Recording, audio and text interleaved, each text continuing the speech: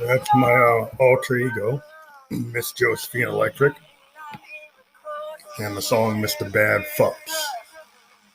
So we're into that dominatrix groove and that fetish bondage move. So this song, as you can hear, is dissonance at its best. We're not using any samples. We're not using any Fruity Loops.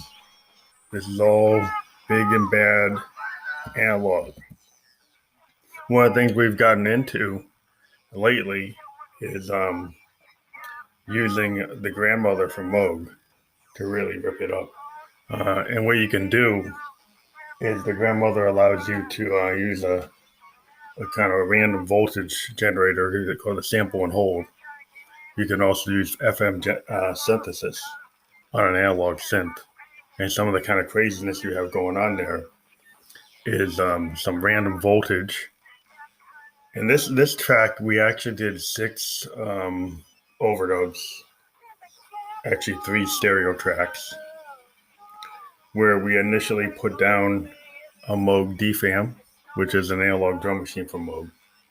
Created a really nice beat. What we like to do with the DFAM is it has a limitation. It can only do 8 steps. So we recorded live into a Zoom R24 after going through an MX1 performance mixer.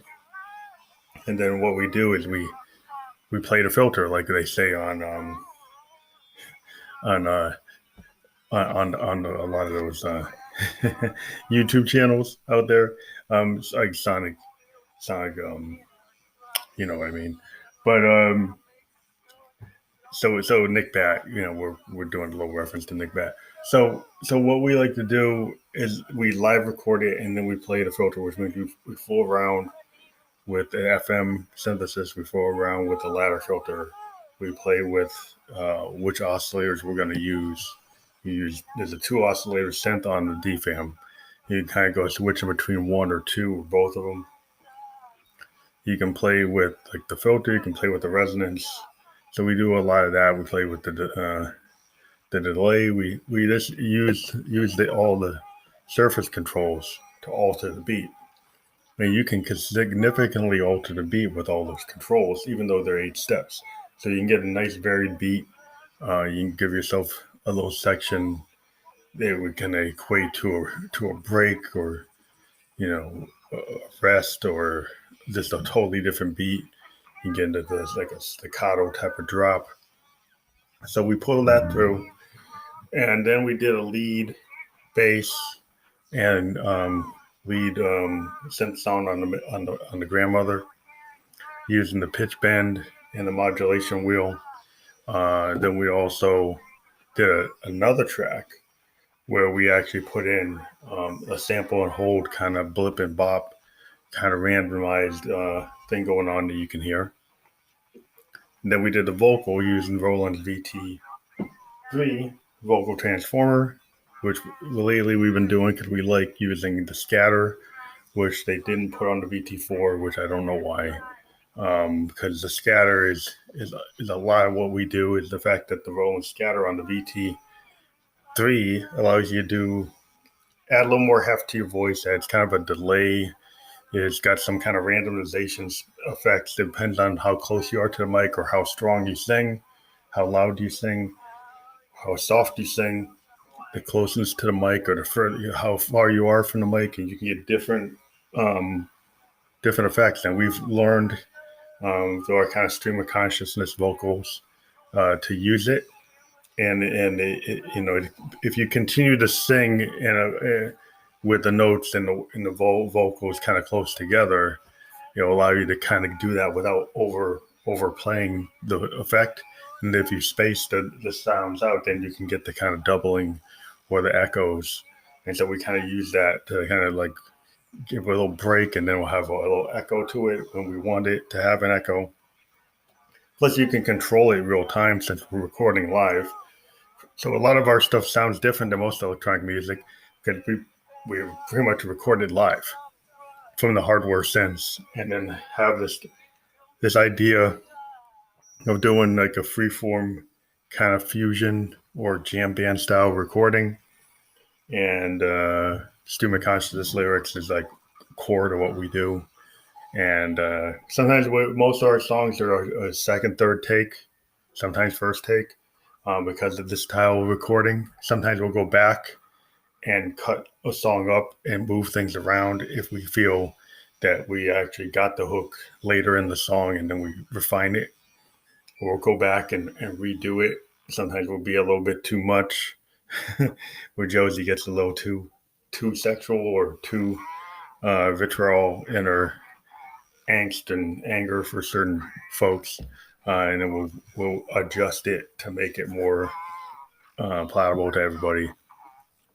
The other song that's playing right now is "Love Is Not for Punks." Now, this song is not to go against the punk aesthetic or grunge or underground music. This is talking about a punk, in terms of the MAGA rioters on the 6th of January.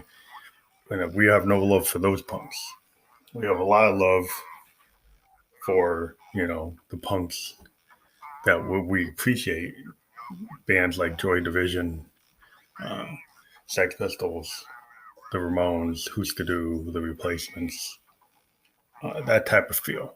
And the punk aesthetic, we feel, is, kind of that CBGB vibe of going out there and not trying to be pitch perfect, not trying to be sonically perfect, not trying to do what Yes and Genesis and Pink Floyd did.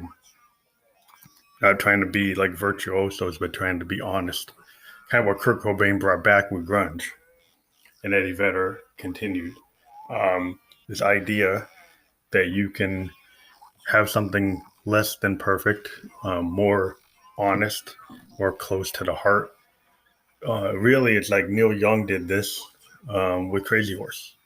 And you go back and listen to the Ditch trilogy, which is Time Fades Away, On the Beach, and Tonight's the Night. Neil had the story where, after he had done Harvest, that, that he felt like he wanted to go to the ditch because he kind of got sick of that pitch perfect Nashville sound. And he wanted to kind of break it up and do something that actually is the godfather of grunge and punk. He created this kind of loose, honest, not hitting every right note to get the feel of a moment. You listen to Tonight's the Night. He's lamenting the death of a friend from drug abuse.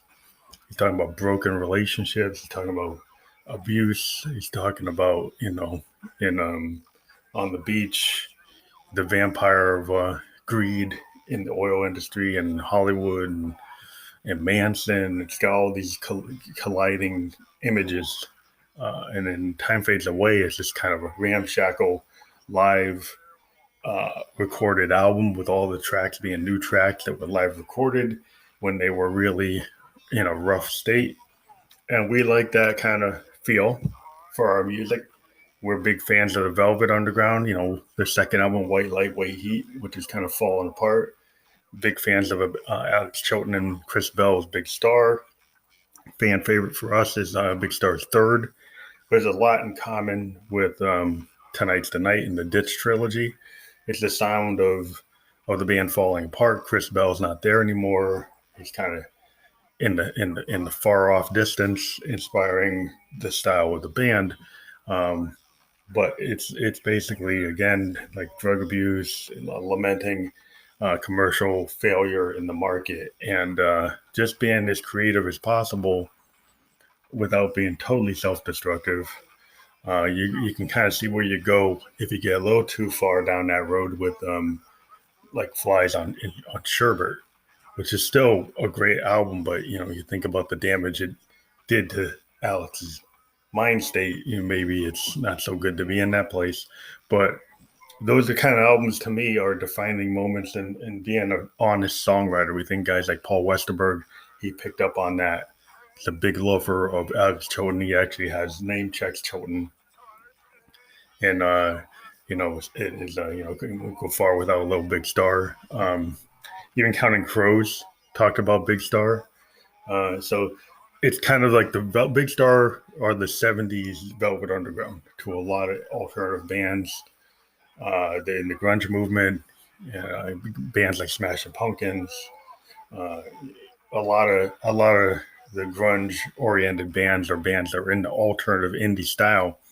Name check the Velvets and Big Star, Alex Chilton and Chris Bell. So I would advise you to go check out Chris Bell's "I Am the Cosmos," which is a great solo record. We never got to hear anything more from him other than "You and Your Sister," which he did with Alex when they had a small little reunion of Big Star, like the real Big Star.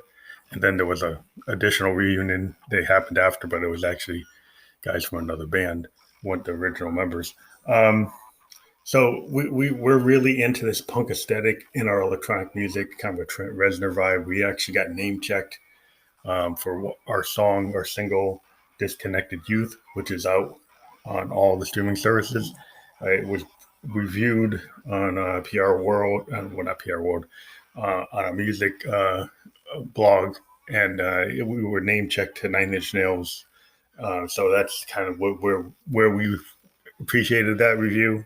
We felt that they really understood what we were doing, because a lot of what we do with our mugs is trying to replicate the sonic dissonance of a punk aesthetic with electronic music. So it gets a kind of a death metal, grunge, punker style. But we're also deep fans of Joy Division, New Order. We've been going deep into New Order. We got into the Perfect Kiss, the Jonathan Demme live video, which is an alternate track version of the track. We advise all fans of New Wave to check that video out, along with Joy Division's "Love Will Tear Us Apart," which is like one of the greatest songs ever done, and kind of introduces the world to the new wave, new romantic aesthetic that bands like Depeche Mode and The Cure continued.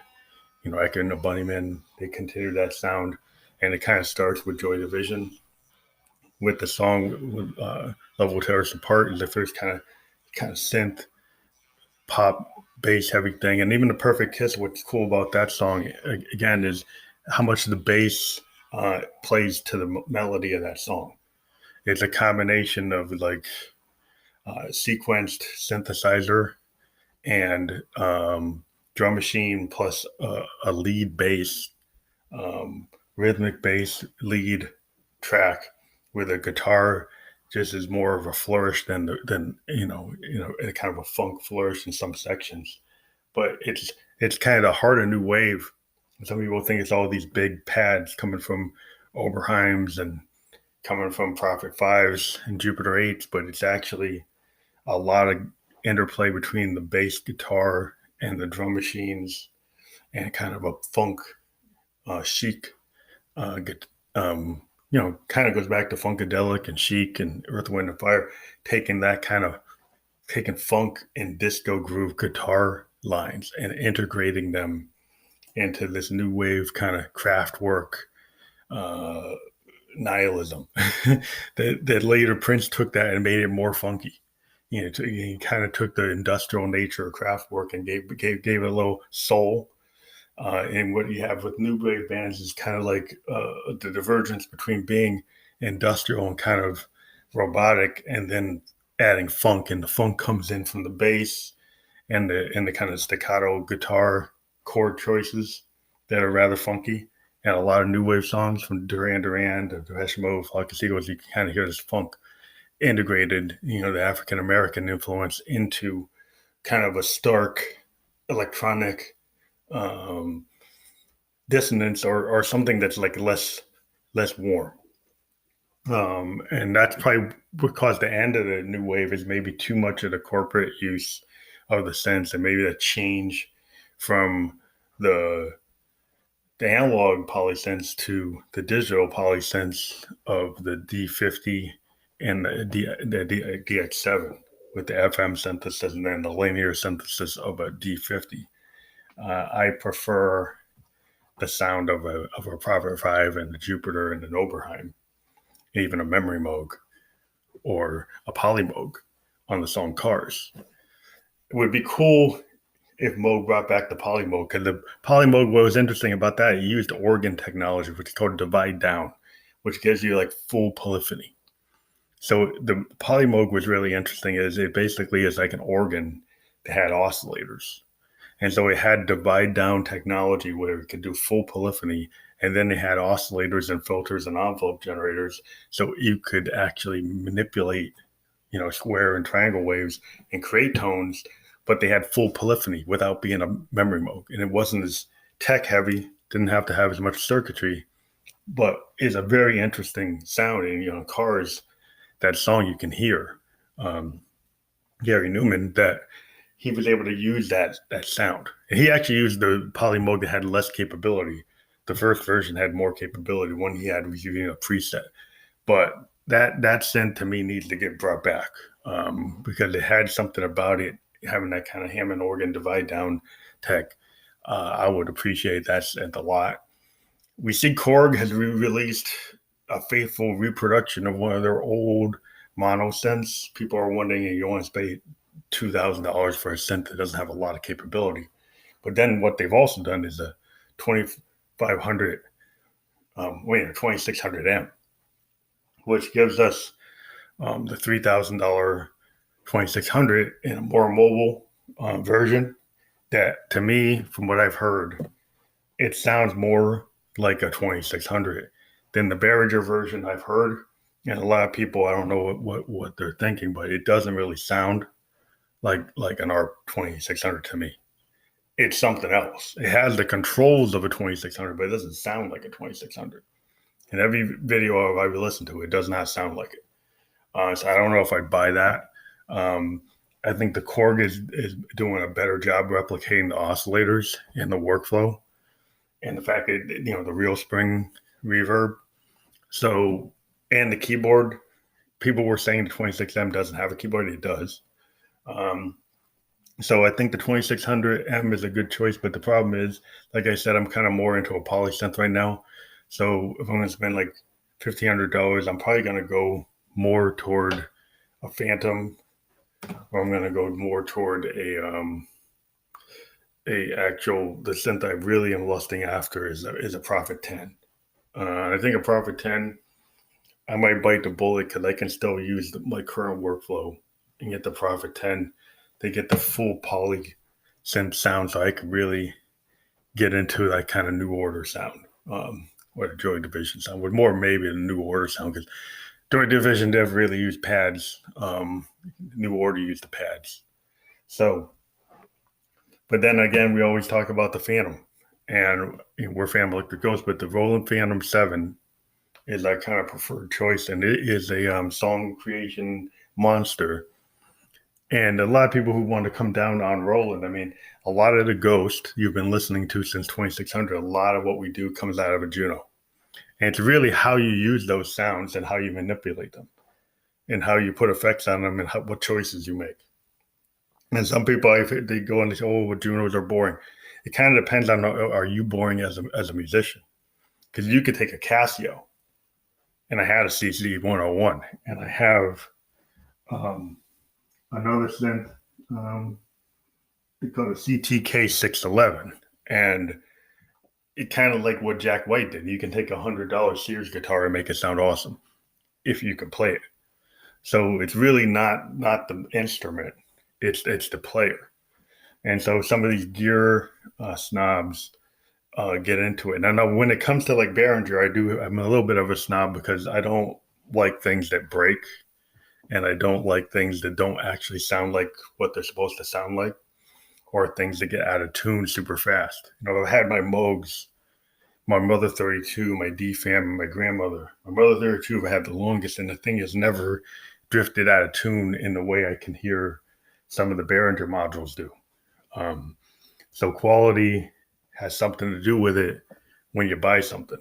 And I would suggest, before you buy a bunch of Behringer stuff, look at a Mother 32, look at a D-Fam, look at a Subharmonicon. In my opinion, the investment in all three of those synths will bear better fruit than anything you can get out of Behringer. And that's just my opinion. And I know Behringer boys are going to get pissed, but that's my opinion. And then again, if you took that money and bought a Matriarch I think that would be a better use of your money, because you're going to get way more out of a sound design machine that's actually going to bear a lot of fruit. Between a sequencer, the real analog delay, all the modulation points, over 100 modulation points, and just the power of the CP3 mixer, and the power of 4 Moog oscillators and an LFO that can be used as an oscillator. I just think you got a machine that is really one of the best synthesizers to come out in the last 10 years, in my opinion. If you were going to try to get like an analog synth that's going to really carry you, the paraphonic nature of a matriarch allows you to do some kind of Prophet 5 like stuff for less money than a Prophet 5. And you can basically get it to a 5-voice version if you turn an LFO into a 5th oscillator. So basically you get a 5-voice paraphonic synth. Now it doesn't have all the capabilities of the 5 because it's paraphonic and there's a difference, but you'll be able to do 5-finger chords. And so that means you could do an octave and a 3-finger run just like a Prophet 5. And you've got a full analog path synth with a digital analog effect. And then if you luckily have a grandmother, you can have a spring reverb. So use those 2 synths combined, and you could bring in the 2 oscillators of the grandmother, and then on top of the matriarch, suddenly you have a 6 oscillator synth with two LFOs, and you could do a lot. There's a lot you can do in that universe of that capability. And just the rock solid nature of Moog, I've never had any problems with my Moog. Knock on wood, they've been dead reliable as my Rolands. And I'm not sponsored by Roland or Moog. I do have one Behringer product. I have an amp, which is pretty good. So I am interested in their VC3 because it looks more like a really good, accurate representation of a VC3. And so that interests me because the VC3 is a very unique machine. But I am kind of disappointed in that there's a company that I think legitimately bought the rights to reproduce it. I don't know what their heritage is, what the lineage is, but I know they're probably charging a lot more than what Behringer's going to charge. And that is kind of like the bottom line today. There's a lot of people who are in the budget synth market. And so they try to get the budget capabilities, but you get what you pay for. So I'll leave that alone. Again, when it comes to talking about money, please become a supporter of the podcast. 99 cents per month, $12 a year through Anchor FM, or one-time donation through PayPal Me. Again, go out to your favorite artist on SoundCloud. A lot of us have the COVID-19 support buttons. You can do the PayPal Me donation to your favorite band, the same way you do donations to your favorite YouTuber. Also on Spotify, there's the ability to support your favorite band. You can go and hit the support link from COVID-19 support link. Remember, musicians have been hit really hard. We make most of our money through live performance, and we're not able to do live performance. So artists like us, myself, do podcast, interview other artists, collaborate with other artists. If you want to support us, please think about becoming a supporter of the podcast. We'll appreciate it. Again, we've talked about sending some goodies. We have a poetry book. We can get in touch with you. If you become a supporter, give us your username through a voice memo, your name for your direct message on Instagram, and we'll get in touch with you. If you become a supporter, tell us what your name was when you supported us on Anchor FM, your Anchor FM username, and then your direct message on Instagram. And we have a book called Cancer that we self-published. 40 copies of this left, and we will do a signed copy to anybody that does the $10 annual subscription for more than 1 month. Thank you very much for listening to Phantom Electric Ghost, and we'll talk to you later. The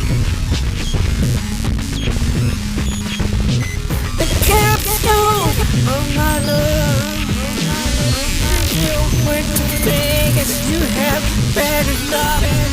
The capstone of my love. Not even close. Every thrust. To make the capstone of my love. You're not even close to that kind of fuck. The capstone of my love. Yeah, double duty is never enough. The capstone of my love. You win the Vegas. You wanna get fucked. The capstone of my love. Ocean wave of never-ending trust. Never enough. Yeah, you gotta get in. Double, better go to Vegas. Lift the top. And even get close. And that kind of love. And the capstone of my love. Gotta go to Vegas and snort up some drugs. Captain of my love. You're not even close to that big trust. With every breath, you're not even close to a fuck. With a cold thing in love.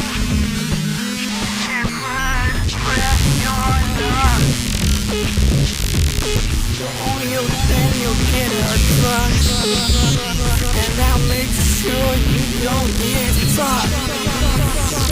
Capstone of my love. No Vegas, you couldn't even get enough. The capstone of my love. Don't you know you're not even close to that trust? Not even close to that kind of love. The double's never enough.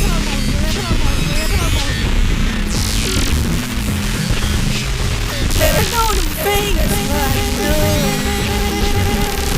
Not even close to getting fucked. If you press love, you won't even get touched.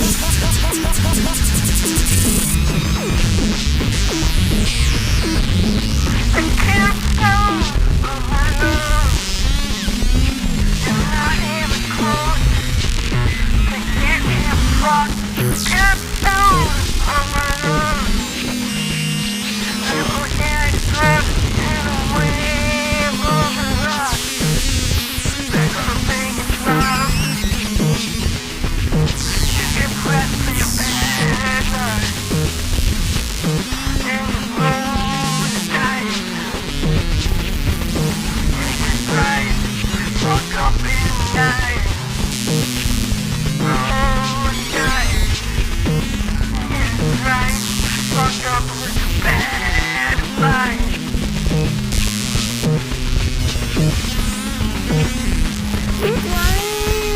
By night, you get fucked up by stiletto knives and deep brown eyes.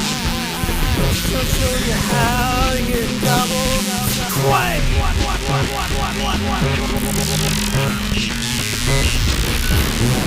Capstone in my love. You never close, even with every thrust. Capstone of my love. Never close, every dirty thrust. Go to Vegas, try your luck. Like this, you'll never get touched. Never get fucked. Don't press your luck. Capstone of my love. You're better off copping some drugs. Trying to get Josephine love.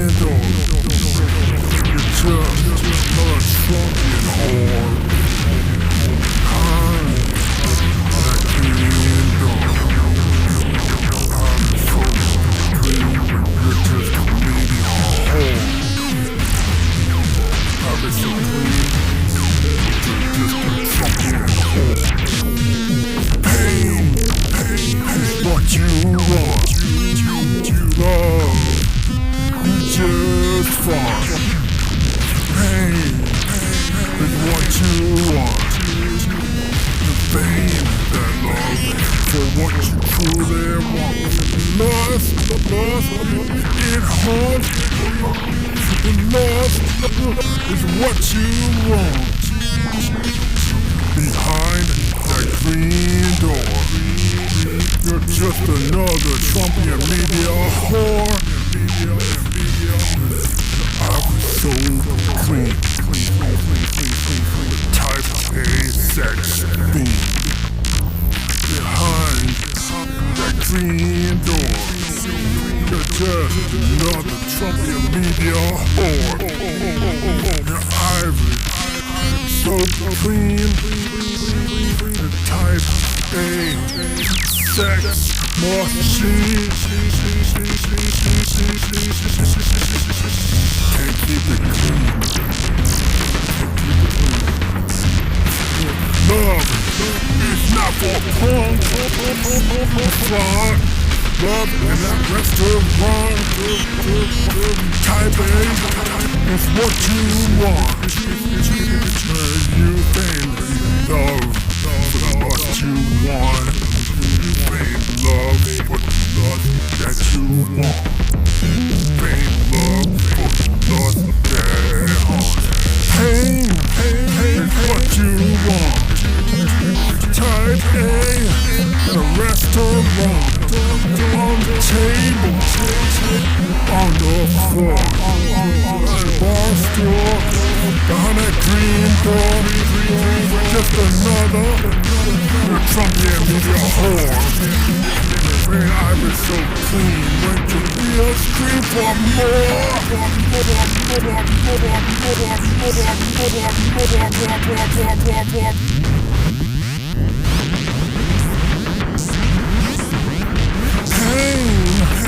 Is what you want. Wait for the beat to drop. Pain is what you want. Wait for that beat to drop. Pain is what you want. Wait for that beat to drop. Pain is what you want. Wait for the bees to drop. Wait for that lost one cop. Just like Jack and International. Just like the two-faced cop. Wait for that pain to drop. Love is not for punk. What is it you want? Love is not for punk. What is it that you want? What do you want? What do you want? Lost on a green door. Are you just not Trumpian media?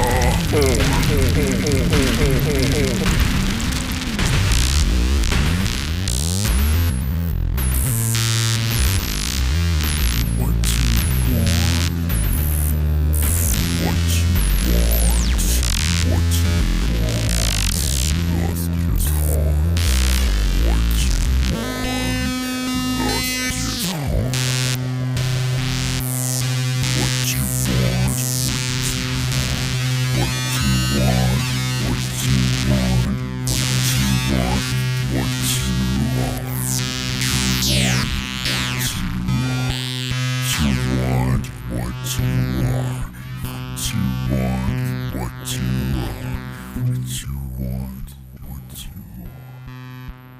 want.